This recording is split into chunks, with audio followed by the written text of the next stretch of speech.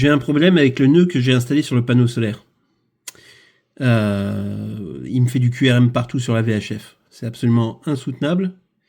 Et en regardant un petit peu, j'ai trouvé j'ai trouvé le coupable.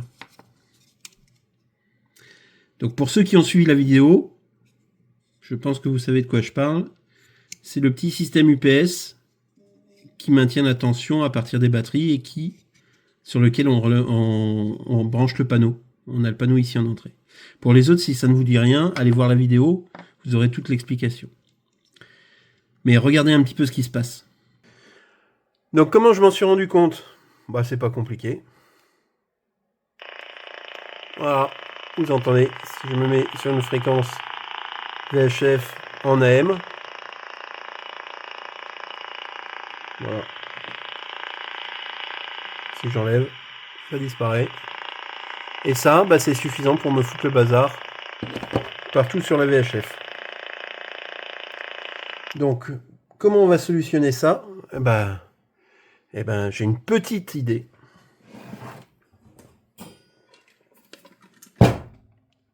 Alors, quand je dis petite, ouais, c'est effectivement pas si petit que ça.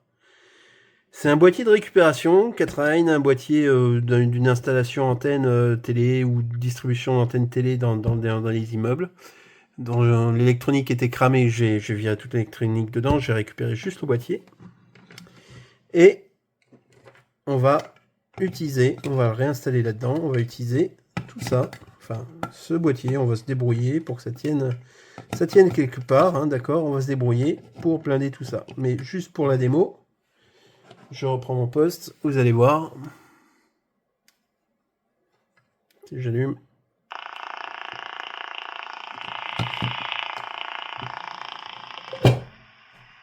Voilà.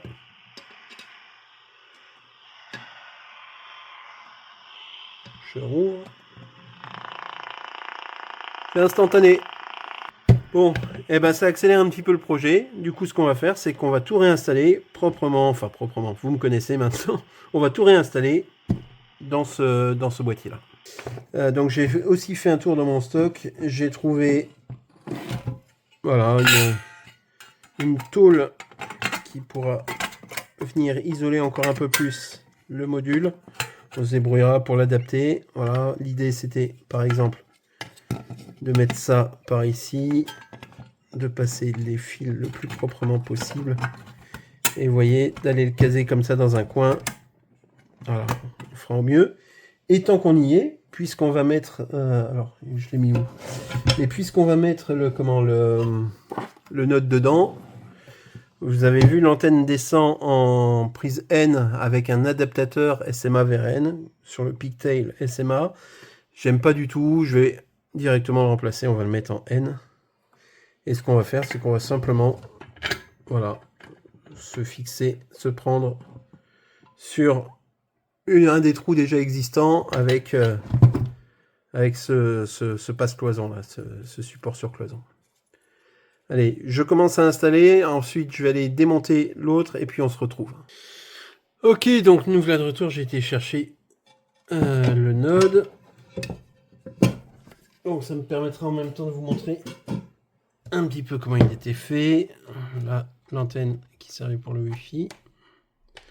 On n'en aura plus besoin.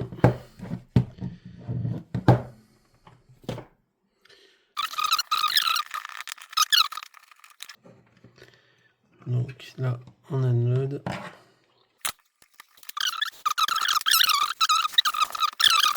Alors, comment on va s'organiser là-dedans?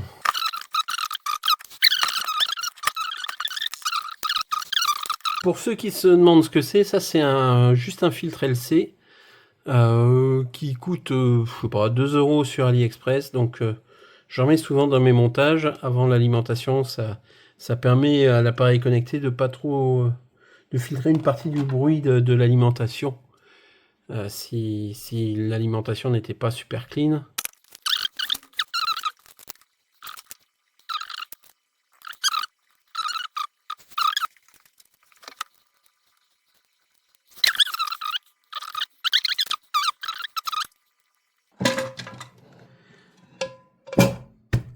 Il n'y a plus qu'à. Bon, nous revoici en haut.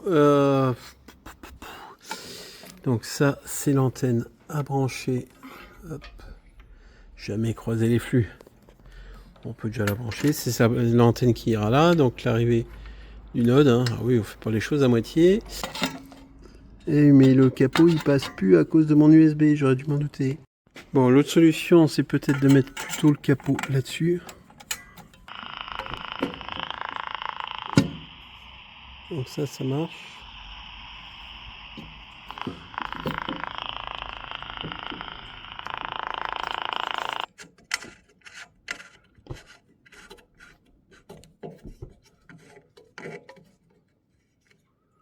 Voilà, c'est bien serré. Et donc maintenant, on peut essayer de le mettre sous tension en espérant que ça fonctionne. Ok, c'est branché. Là, j'ai une petite lumière comme vous pouvez le voir. Donc ça, c'est bon. Là, j'ai un petit capot, le filtre et ça part dans le node. Bon, bah, j'espère que ça ne sera pas l'antenne AQRM. Bon, ben j'espère que ça sera pas l'antenne AQRM. Bah, comme vous vous en doutez, c'était l'antenne AQRM.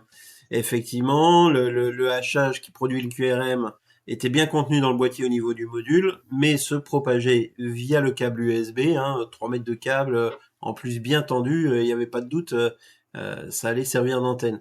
Bon, rassurez-vous, le problème a été jugulé par l'ajout de différentes modifications. J'ai mis 2 petites capas, mais surtout l'utilisation d'une torférite FT 140-43 dans laquelle j'ai fait plusieurs tours de câble USB. Je vous montre ça tout de suite. Donc là, ouais, déjà, voilà. La ferrite FT 140-43 pour éviter que la VHF soit perturbée, ça marche vraiment bien. Il faut faire un maximum de tours. Là, j'étais, comme vous pouvez le voir, j'avais plus de marge. Donc sinon, j'aurais fait encore quelques tours. Et là, le fameux module. Alors, ce que vous voyez peut-être pas, ce que j'ai pas filmé avant, c'est que... Alors, comment on va le voir? Est-ce que je peux l'éteindre? Non, ça, j'arriverai pas à le couper. Attendez, si je débranche là, forcément, il va s'éteindre. Voilà. Alors, donc le module, ce que j'ai fait, c'est que j'ai mis des petites capas de découplage prises. Voilà, c'est pas très net. Des petites capas de découplage prises entre la masse et la carcasse de l'USB, et le plus c'est la carcasse de l'USB. Ce qui devrait court-circuiter les remontées HF. Voilà, et mais de toute façon n'avoir aucune incidence sur le courant continu. Donc voilà, là pareil de l'autre côté, j'ai juste bien emballé la connectique. Ici toujours le filtre LC que j'avais déjà, qui lui protège des parasites le node. Mais du coup, ce qui se passait, c'est que lui, faisant énormément de bruit, bon, c'est déjà atténué par ce boîtier pro, mais en plus, vous voyez, là, ça fait une belle antenne, quoi. Rayonné dans le câble USB, et donc faisait un QRM du tonnerre. Donc en faisant ça, voilà, je vous montre le résultat sur un SDR. Donc voilà, comme vous le voyez, à gauche avant, à droite après, le problème de QRM est résolu. On peut encore distinguer des traces du QRM, mais ça ne pose plus du tout de problème à l'usage, ni plus de problème de perturbation sur les autres radios. Problème résolu. 73 à tous, à bientôt.